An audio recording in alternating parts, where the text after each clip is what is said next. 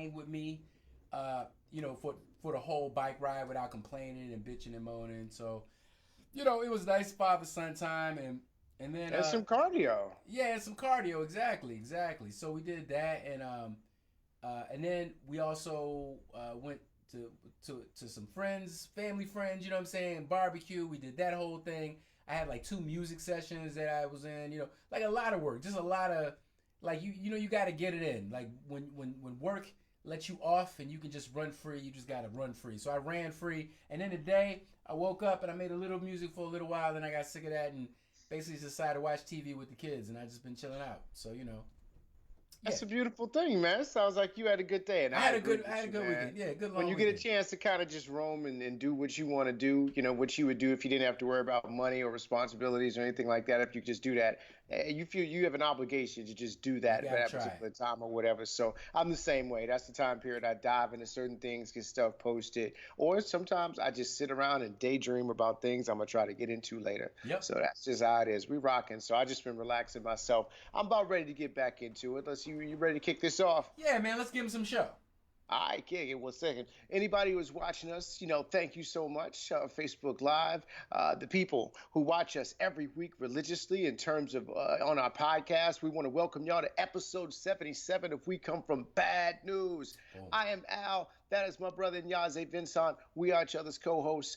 This particular week, we're going to jump into a variety of wonderful topics. Nothing that has to specifically do with the number 77. I couldn't think of a theme of anything to Hey, I was tie born in together. '77, so we could just go ahead and just Okay, yeah, you know all what I'm right, saying? We all celebrating right, all right. '77, We're gonna birth of hip hop. celebrate the year in which he did it. I think the only thing I could think of was like Star Wars, and I said, well, we'll get into that another time. So, you know what? I'm glad all these things, and nothing is by coincidence. We're gonna call it basically the year of Inyaze in terms of the theme. We're gonna Hey. figure a way out to basically tie it back into my brother. Anyway, all right, let's get into the trending topics in which we call the bottom line. The bottom line is basically the bottom of Hampton Roads. It represents the people who are always real and authentic in their approach to life. And we're going to be the same way as we tackle these particular topics in the trending topics. So let's get it. Black farmers being denied their right to green thumb. I would think I passed along an article on our We Come From Bad News Facebook page. Shout out to y'all. Y'all are always chiming in and giving us love. But Truth. anyway, I passed along an article.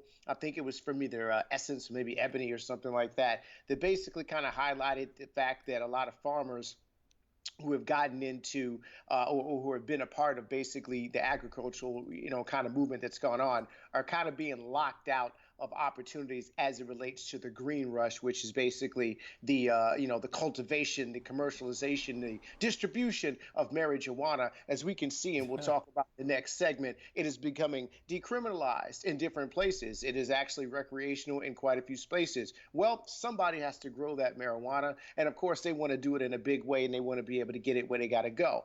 Well, they commission these different farmers and these different ones, and many of them do not look like me and Yaze. There for generations and generations, and as usual, those people get the first pick at the green rush that is basically going on. Whereas other farmers who might be black or other farmers who have been doing it for not as long as some of the others may not have some of the financial means to do things, or people who have just gotten into it and such, they're kind of being blocked out. Different laws, like in Florida, have been kind of keeping those people out, saying that they have to have been in business for the past 30 years or so, when many of them may have been in business for less time, or the fees are so astronomical that they can't afford them. So they're basically blocking a lot of these different farmers, from getting into that. So it's just kind of another opportunity in which people of color are kind of being denied the opportunity to capitalize. Your thoughts, man? Why didn't I let these people green thumb, bro? Well, I mean, you thank you for covering off on this because it's a big topic, man. It's there's very few these gold booms, these opportunities to make a lot of money very quickly come along maybe once in a lifetime, and this is definitely one of the big ones of our era. I'd say the other ones are solar power as well, and maybe crypto, but Yeah. but growing cannabis. But this is something that's always been done because you got to remember these laws are written by human beings, and a lot of times they're written in committees. They're written in a particular type of language that makes them difficult for outside observers or the people who are going to be affected by these laws to intervene. So the thing you got to do is, unfortunately, the only way to work around these laws or to get your piece of this pie is to learn what the letter of the law is, to learn and to partner with people, not just singly, but you got to look at this as a team sport. So, for instance, if you might have the land or whatever, but you don't got the time in the business, maybe you need to partner with a white dude or a Latino dude or another black dude or whatever who might have a LLC or a business that has the requisite amount of time but doesn't have the knowledge that you bring to it. So you got to look at it in terms of partnerships, because they're always going to write these laws. The powerful and the rich and the people who have access to lawyers and who control the language of these contracts are always going to write them in such a way and write the laws in such a way to protect their interests and to make it easier for them to make money and harder for new competitors to come in and make money. So the only way to fight that is to be smart and understand the letter of the law, because none of these white people or these moneyed people are acting singly. They're acting in concert with teams of people. So you got to team up too in order to get this right. Get yourself a lawyer, get yourself an LLC. You know what I'm saying? Start to build up. Start to accumulate credit history in your business name.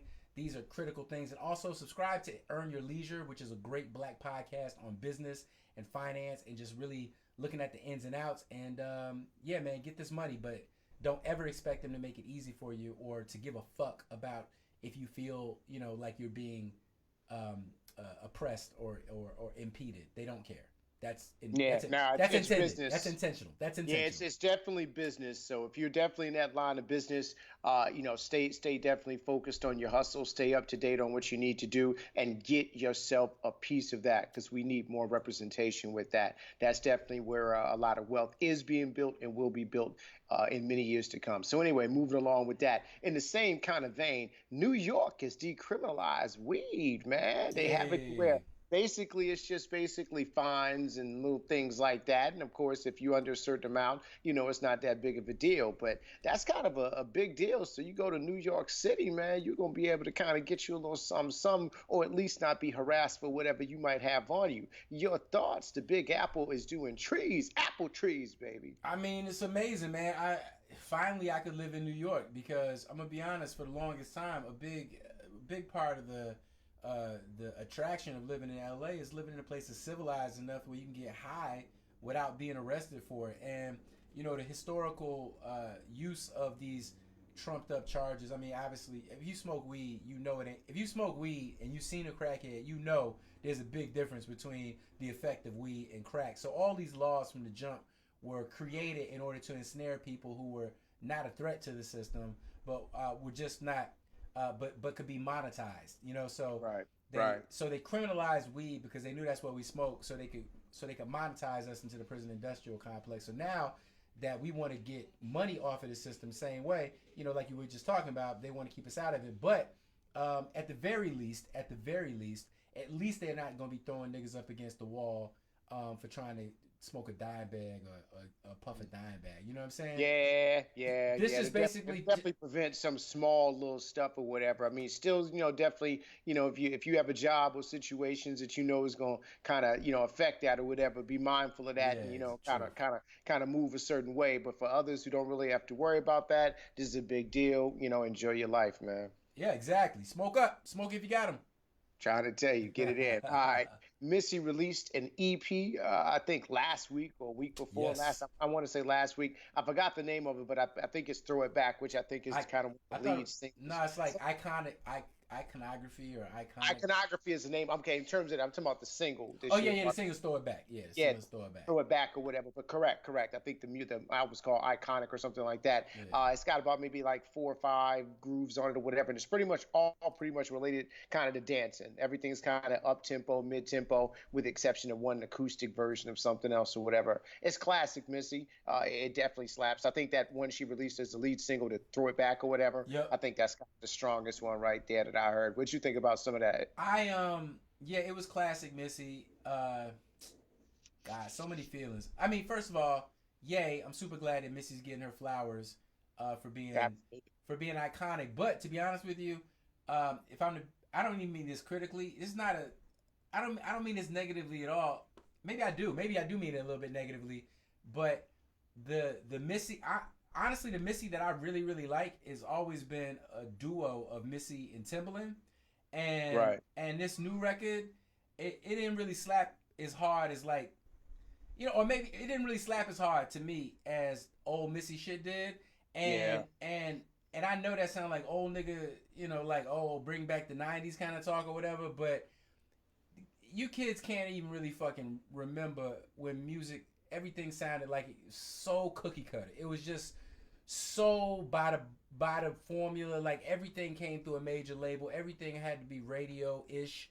And Missy came out and just was really doing some weird shit. So these latest records that came out, it's just interesting to hear an artist who's basically like lived long enough to see her vision of music win. Like now everything is so weird. All music is so weird and bizarre.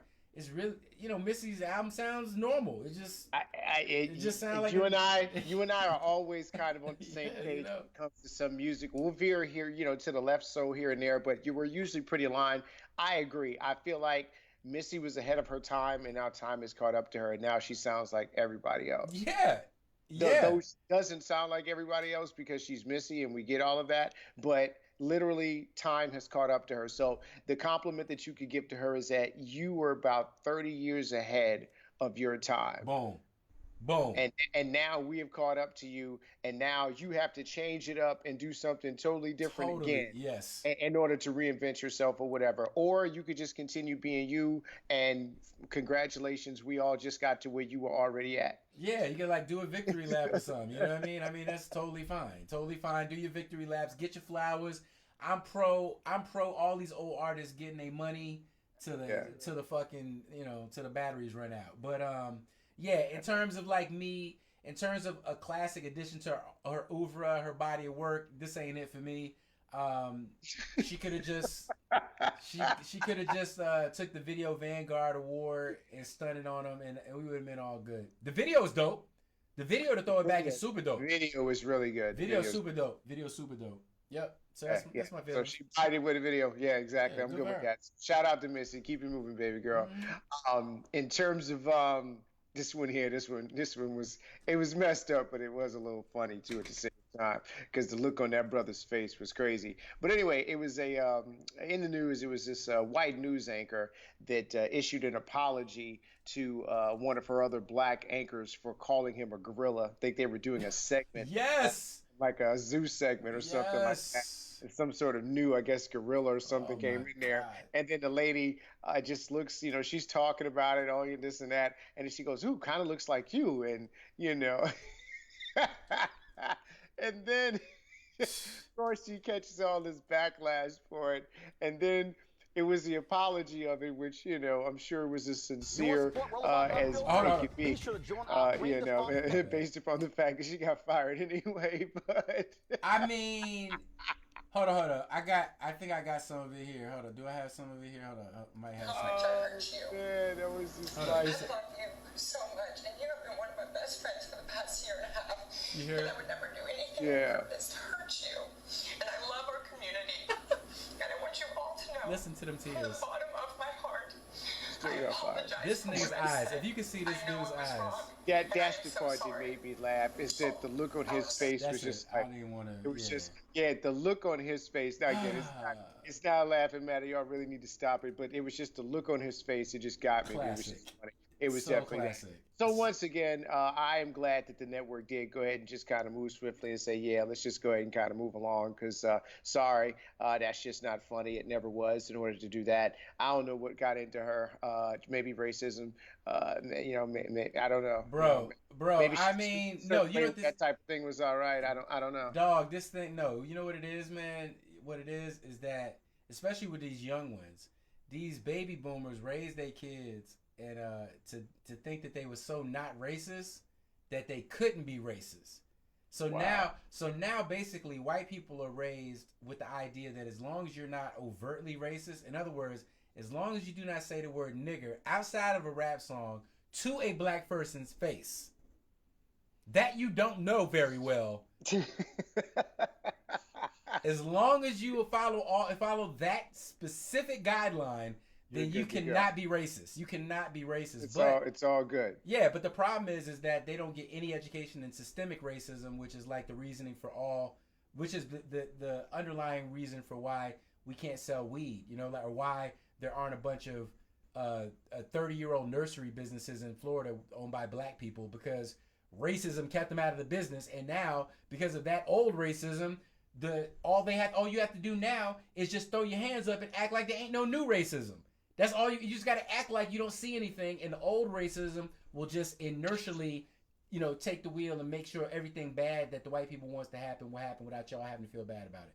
So please, I'm not surprised at all. This white woman legitimately thought she thought she was living in such an Obama post-racial world that she can call a black man a gorilla, and it did not even register to her that was a thing. It didn't even register. Yeah, that's some thick privileged glasses. Oh my there, God! buddy. Oh my God! Just walking around like it's all good. So, you know, shout out to the network for moving swiftly and moving on, and shout out for that brother for giving her the classic look. Like, yeah, okay, broad. Yeah. Anyway, moving along. It is what it is.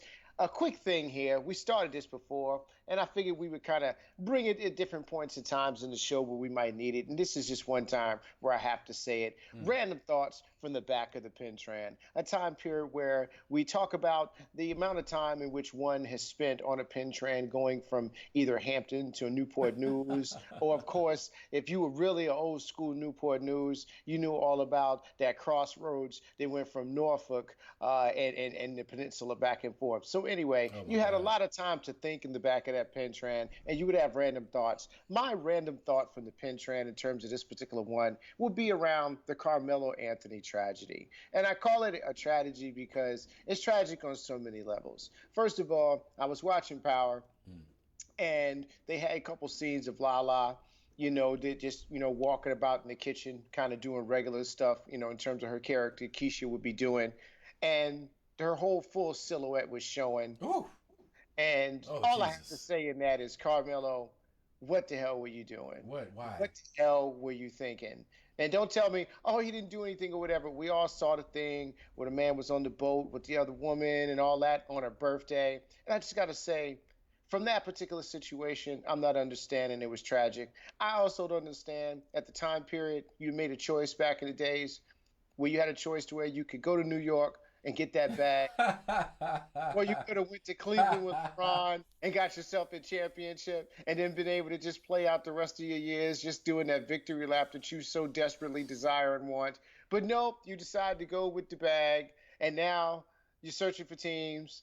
Nobody's really messing with you too tight. It's rumored that you're going to go to the Nets. That might be all right, but there's no guarantee they're going to get a chip. These are just all tragic events. In my particular opinion, this man has thrown away an opportunity to be an NBA champion, which is the last thing that he needs to have in his arsenal. He's an Olympic champion. He's done all kinds of different things. Definitely a pro. Definitely somebody who's going to be a Hall of Famer, but he has no ring. He had a chance to get one. Painful. He also had a chance to continue building a life with a beautiful woman like Lala, who, if you've seen the latest episodes of Power and past episodes of Power, you will understand what a tragic loss this is. So I say that this is tragic, and this is my rant from the back of the Pintran. Salute to that. Salute to that. Salute to that, man. I'm gonna pray for you. I'm gonna pray for you, Carmelo, man. At least you got your money, bro, and your Olympic medal. Got your medals and that. I wonder if you can go to the reunion with the Olympic medal if you don't get clowned. Like, if everybody else with their ring and you got the Olympic medal, you know what I'm saying? Does that fly? You're in the room with Michael Jordan. They they got their championship rings on, and you walk in there with a necklace with a medal on. They like. I'm not diminishing. I know it's hard to do it, and I'm not saying it is easy for somebody not to win an Olympic medal. But I'm just saying we're looking for them rings. That's all we're saying. It's tragic. Man. We just jealous. We just jealous of your opportunities to fail. You should have took care of that woman. Anyway, along to the main topic. I know you had an opportunity to watch Dave Chappelle, Sticks and Stones. It has been the talk of the town. It has been just pretty much on everybody's thing, everybody's water cooler, everybody's particular conversation piece. It has been trending, talking about his last comedy special, or his current comedy special, I should say, on Netflix, Sticks and Stones.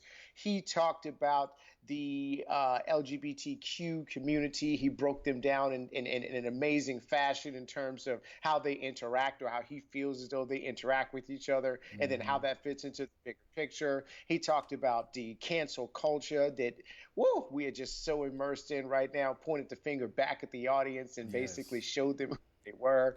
I mean, he went to so many different places, and he went to a lot abortion. of backlash for it. Yes. So let's just get it started. My whole Bro. I'm just gonna give my initial is that I feel like comedians have been neutered and basically forced to not fully be themselves. Comedy is an expression of rebellion. It is a mirror to who we are. Comedians should be able to say what they need to say without being canceled or being put out just because of their opinion and just because they're telling us what we are. My brother, let's go.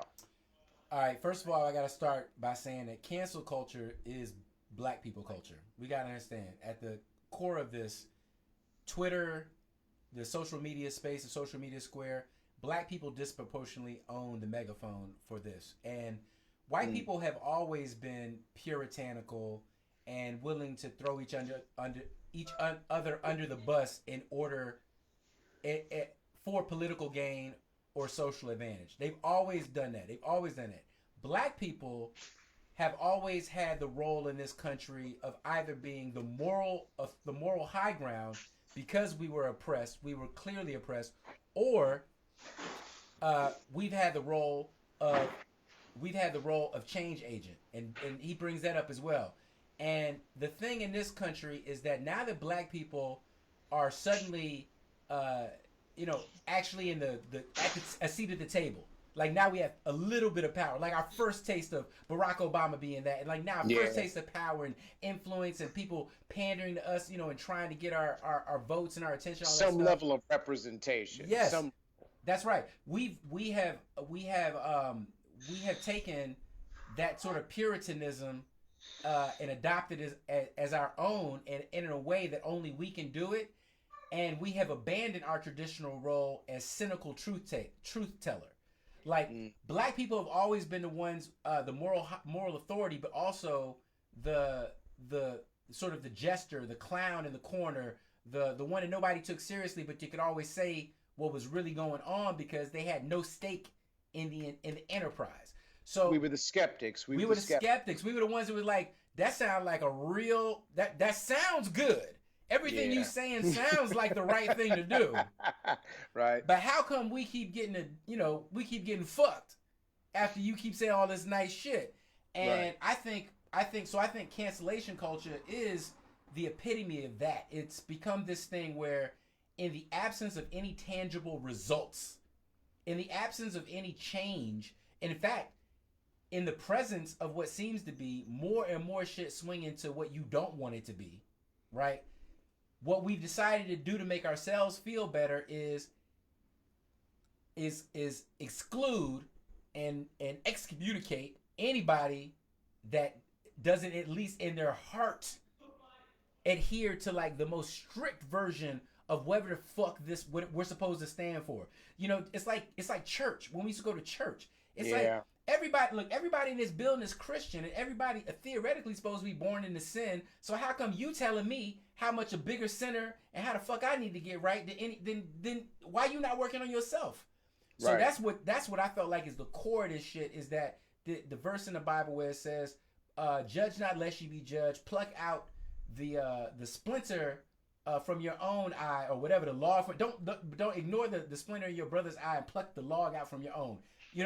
That's essentially what I feel like he was getting at. And my basic take, and we get more into like the specifics of it, but everyone who's written a think piece about it and how detrimental he was and how pejorative and how victim blamey and all the sins that he theoretically committed in this thing, I defy you to point out in the text or in the implied subtext of who he's making fun of and what negative thing he says about any person. What negative thing does he say? Yeah, I didn't think anything that he said was negative. I think that he None. basically he put basically a mirror up to all of us Mm-hmm. in every category, and said, "This is what we look like. This is what we're doing to each other." And the problem sometimes with truth is it pisses people off, it irritates them, and many times as well, people forget he's a comedian. It is his job to make fun. It is his job to poke fun. It's his job to create satire and say different things in order to get your attention and also to make you laugh.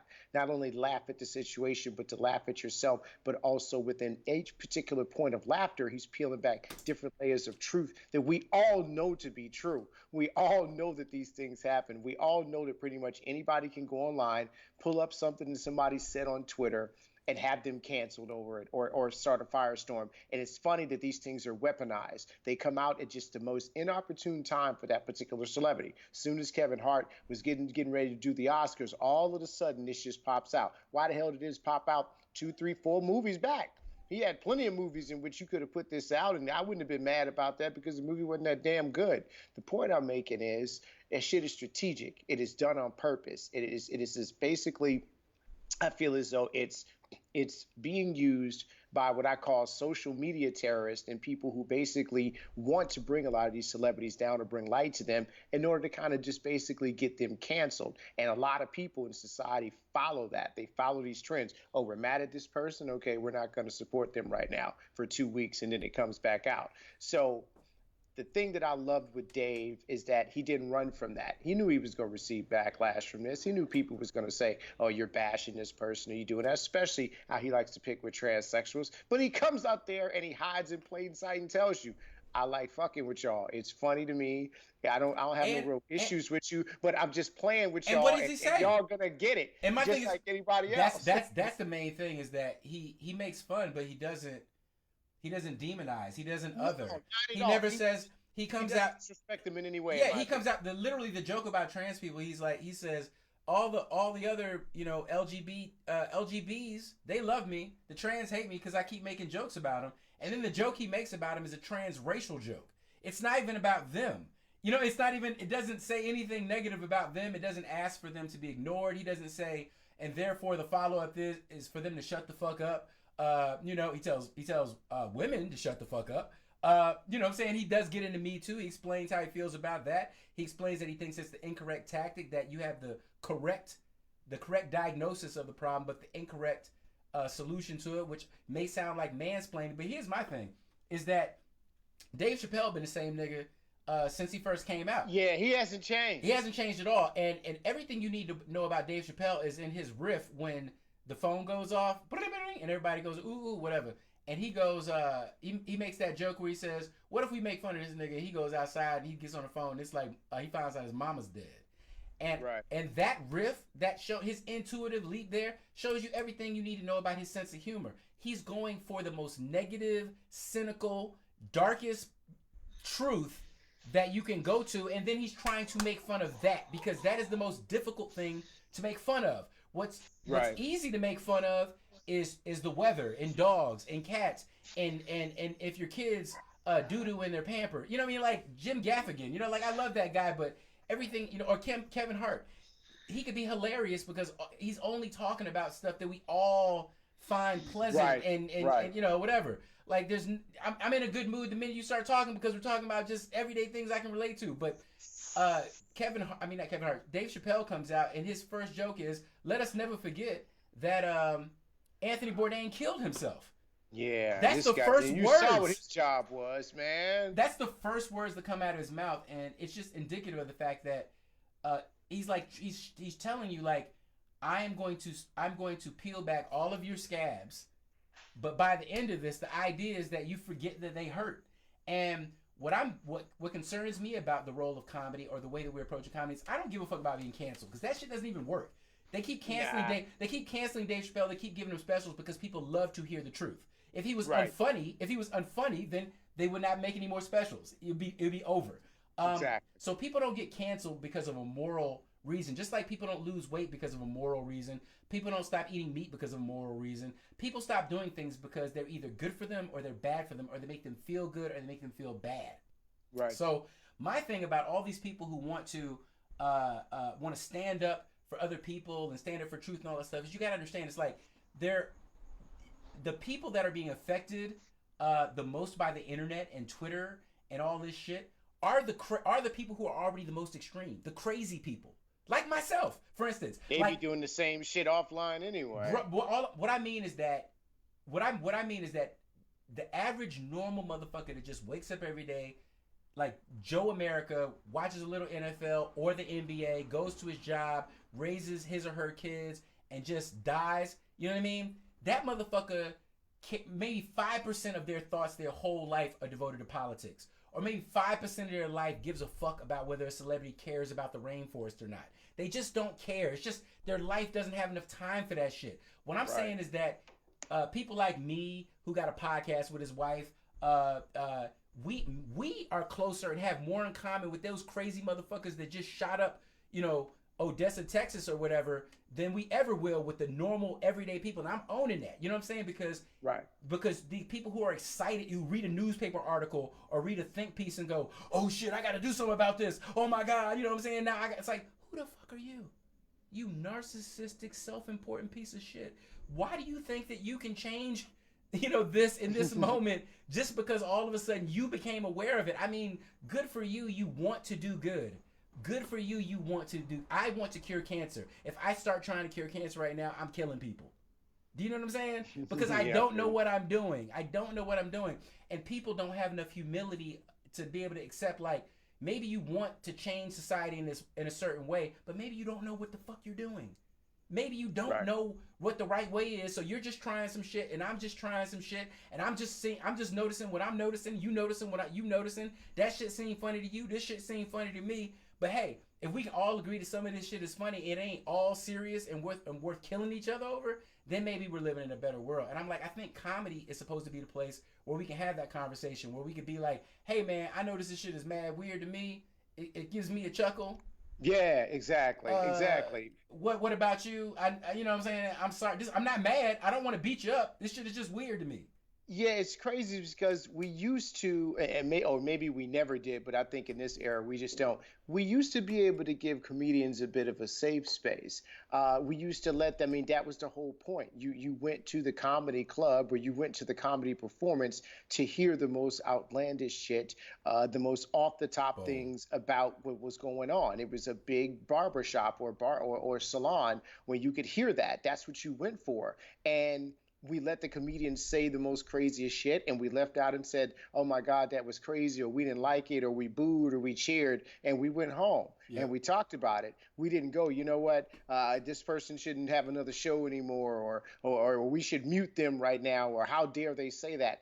It's like, what happened to us giving comedians that area where they could just say what they needed to say and entertain us, and we all just went home. Now we all just feel self-righteous enough to where we have to get online and voice our damn opinions. So it's just it's just indicative as of if the somehow exactly, as if somehow our opinion has more weight because we have it in reaction to. So yeah, man, I thought a lot of it was some crazy shit. He said some stuff that's mad offensive. But good for him. It needed to be said. It needs to be out there in the consciousness. Like, one of the things that blew my mind was the whole shit about ladies. If you can, you have a right to have an abortion. That's you. That's all you. Yeah. But then I should be able to abandon this motherfucker. I mean, like, why? No, that's a solid ass motherfucking. And because the argument can't be because, well, you need to keep your dick in your pants. Well, keep your pussy in your pants. I mean, like, what? That's all equal. It takes two people to get it done. Equal. Yeah. So I mean, I think he has a philosopher's a Socratic mind. I don't think he's drawing you to a conclusion. I think he's just saying, I don't think you guys are noticing that this doesn't add up. That you say this and it doesn't add up. Anyways, yes, go see it. Be offended.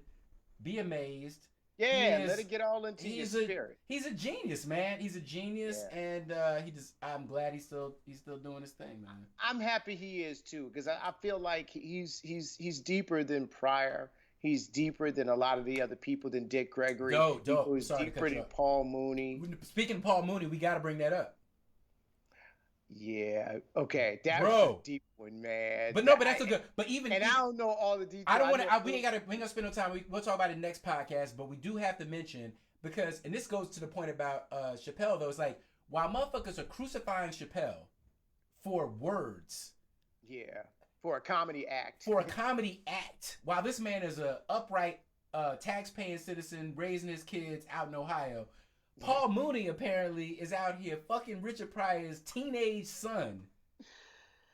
Oh yeah, yeah. Dodging hits put on him. I mean, and it looks bad because when they asked Richard Pryor Jr., was it consensual, which is a gotcha question. Was the sex between you and Paul Mooney consensual? He said, "How could it be?"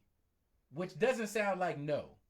Anyway, I don't want to get into that right now. The point is that you got people doing actual, like, Bill Cosby is literally raping every woman in America. Apparently, you know what I'm saying? All of them. And, you know, and everybody's getting pudding. And Dave, and Dave Chappelle is out here just noticing things, and y'all is going to pieces. I don't know. It's a twisted world. In all due respect to all the dead trans, the disproportionate number of trans people who will die this year, especially the black trans women, I empathize, especially because your story is especially potent and real. And if you can't protect the most vulnerable of us, then what does that have to say about society? Yes, that I believe 1,000%, 100%. That being said, once we protect your life and protect your right to be whoever you are and want to be in the society, my nigga, you got to get these jokes. Okay, that's just what we do. Come join the table. Like yeah, man. I'm sorry. I'm not gonna live in a world where there's no one too sensitive to get these jokes. I am black. I am living in America, still being oppressed and shot by the police constantly, and I am getting these jokes. Okay, so we just need to get these jokes. Okay, all right, moving along. There you go. In fact, we're good to go. So definitely take a look at that special. If you like Dave Chappelle, I personally think it's one of his best performances. I do. I think it's the most groundbreaking stuff he's ever done. So let's get it. All right, this last thing as we round it over here, Rapsody. Hopefully you had an opportunity to take a listen to that. She came out with a album last week. Last week, a lot of good music dropped. I'm still trying to catch up. It is a lot of Labor Day weekend. They dropped a bunch of Jones. Jimmy Lee. Yeah. Jimmy Lee came out. Raphael Sadiq was crazy. I haven't listened to that yet. I heard that was good. Common dropped. Yeah, a lot of good stuff. A lot of fire. A lot of music, man. So I'm behind. I think I've gotten through a little bit of it. Same here. I think I got through maybe Ross, Jeezy, and Rapsody, of course. So we'll go ahead and do that. But Rapsody dropped. I've been on that Rapsody, yeah. Oh my God, it's a great album. I think it's a 16-song set in which each particular track is named after a woman that a black woman. Let's be clear, that she feels has been influential to her overall. So she's got different tracks like Serena and Tyra and Michelle, Afeni. I mean, it's a beautiful thing. I love the whole vibe that she put on this album. I haven't heard the whole thing. I got to be fair. I got to be real. I haven't heard the whole thing. I've only heard. No problem. We could just kind of talk about we'll give the top layer on it. But I've had a chance to breathe with it for a minute, and it's a great album. I really do. I think that she's putting together a theme that I think is much needed. And throughout the whole album, the big theme was, we are sisters, we are strong, we are here, we love you, black men, but we will not be disrespected by your ass. Goddamn right. Yes. And I was totally okay with that message, but I loved how she kept repeating, we love y'all. Don't y'all understand that? We want to be with you. We support you, in each particular one. She was just like, one of the most precious things to have on your arm is a black woman, and I was just like, I need this in my life right now. I needed to hear that. I needed a break from the strip clubs. I needed a break from all of the cars and I needed just rhymes about life, about relationships, about God, about spirituality, about the duality of man, about us getting together as a community, the unification of black people, people color, and make no mistake, she was shooting for us in terms of Yeah, that. I yeah. think everybody can participate, and music is music, but this album was geared towards, I feel, the black family. And I think that as a sister, she was just kind of calling us to come on home, and to really, not only forget the people that influence us, man, but just remember that she's one of those MCs out here that you really need to pay attention to. If you are not paying attention to Rhapsody, you are missing out on some real good lyrics, some real good music, bro. Yeah, I haven't heard the whole project, but everything I've heard off of it has been fire.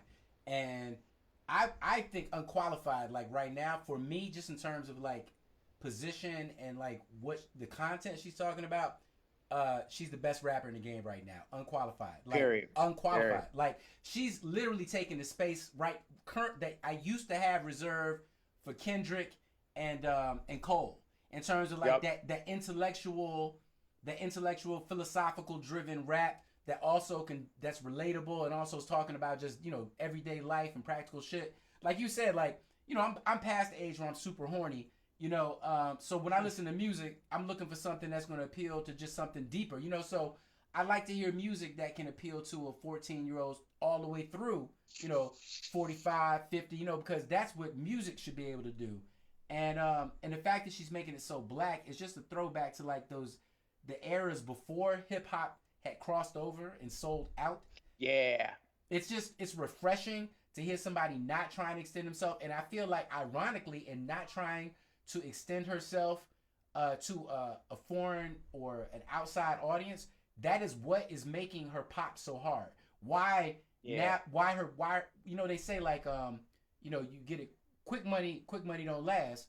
Slow money does. Slow money you want to have a slow roll. So her fame and her attention have been growing so just creeping up on you. Ain't she dropped this, she dropped the Ghostface thing, she dropped it, whatever. Not Ghostface, the Jizza thing, and it's like, god damn, she's doing. Before you know it, all of a sudden you're like, what nigga is fucking with her? Like who else is even, in terms of real hip hop, not hip hop, not but like No, no, she's core. Who else? She's doing beats and rhymes. And you beats know what and it rhymes, is? man. Well, she's Rock Nation too. So Jay is basically positioning her to where she's now she's going to be a part of this whole NFL rollout that's going to be coming out here shortly as Oh, we gotta well. speak to that. We gotta speak to that because motherfuckers are eating crow after Jay. Well, some people still hating, but like when he came out with the Meek Mill, it was like, y'all knew he was gonna do something like this, and y'all don't think that that's something that Meek Mill, a former ex-con, is now Yeah. repping. You know what I mean? Yeah, Come on, yeah, he's y'all. not a bad person at the forefront. Come I on, don't have a y'all. problem with it. Listen, Yeah. as long as that money is being refunneled back into the communities that are there and they're doing something or whatever, I'm good with it. It's not that serious. Yeah. It's cool. He's doing his part to make change. You're gonna tell him how to make the change. Yeah. I mean, But I mean, this is that's this change. is a That good- change is not good enough, Jay. Right. This is a good symbolic. This is a good symbolic move to have these artists out here who are obviously speaking consciousness. Where the NFL has to be on the record as supporting what Rhapsody is spitting and what these artists are saying. I love that shit, man. I do too. I do too. Jay-Z But what I'm genius. really feeling about it, though, man, is that again, she's making that shit organic again. Yes. I needed to get away from that bass heavy, auto tuney, sing songy. Every cadence is exactly the same. Yeah. It's like I love that in spurts. It's cool. But as soon as I put her album on, like that first song, Nina. Woo!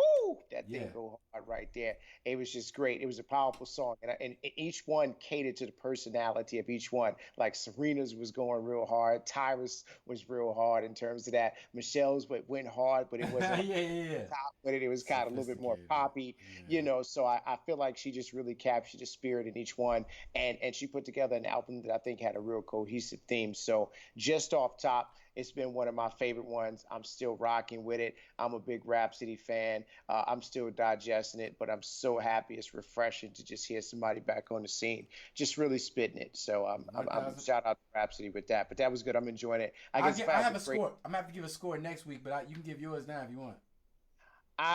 What do we just share? I'm completely baked. What do we do? What are we doing? We do great. We do grade school We're doing grades. Okay, we're doing grades. I give it A minus. Okay. All right. I'm influenced now, but I have a feeling I'm gonna be coming in close to that myself, but I'm gonna tell y'all next podcast exactly what my prognosis is. But I think y'all should go listen to it. Everything I've heard has been amazing so far, and I too love booty music. But you know, the South and the West Coast and Detroit, and all y'all have had it for a long time, and it's been really dope, and we've enjoyed this world tour. But now it's time to come back to New York.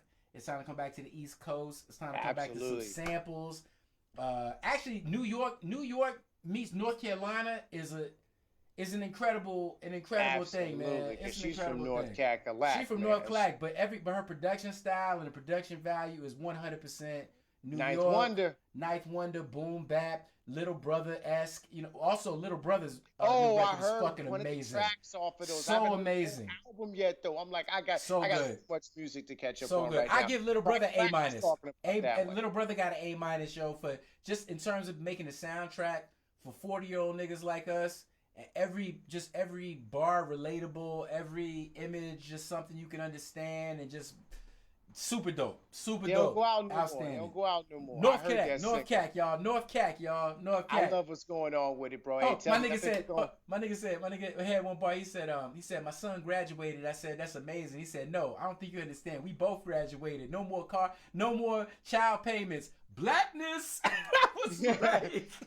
Listen, I heard one of the songs. That might have been one of the songs I heard off of that Little Brother, and I was just like, yo, I got to catch up on that, man. Crack hit me up about that. Was just crazy. Like, you heard that Little Brother yet? I'm like, yo, okay, I got to catch up. So I still got some music I got to listen to. All right, we'll talk about that one next week. We got to talk about that one next week. It's good. On it. So we got a couple of joints we need to talk about next week. All right, we good then, bro. This was episode 77. Yeah. You want to tell the people where to find you real quick? Yeah, man. We're definitely gonna do another episode of Woke with Kids this week. We just adjusting and we took a couple of weeks off. But come check us out, wokewithkids.com, or on our Facebook page. We put up podcasts about politics. Also, of course, check out our brother and sister podcast, In the Black Podcast, the Tactless Know-It-Alls, all the great podcasts that form the Village Podcast Network. And, boom, see you next time. Absolutely, man. Hey, man, check us out in terms of the pod. Well, in terms of myself, you can check me out on my Instagram, Algernon October. My Twitter is Aldiddy1712, ALDIDDY1712. In terms of the podcast, you can check us out on all major platforms, from Apple, iTunes, or I guess it's going to be Apple Music here shortly. Yeah. iHeart, Spotify, anywhere where you can find podcasts. You can definitely Stitcher. You can come check us out. Leave us a review. Talk to us. We definitely talk back. Make sure you follow us on all our platforms. Make sure you check us out. We're going to keep it moving. And this was episode 77. We out. Yeah, bro. One. Oh. Peace. All right. We're done with the live.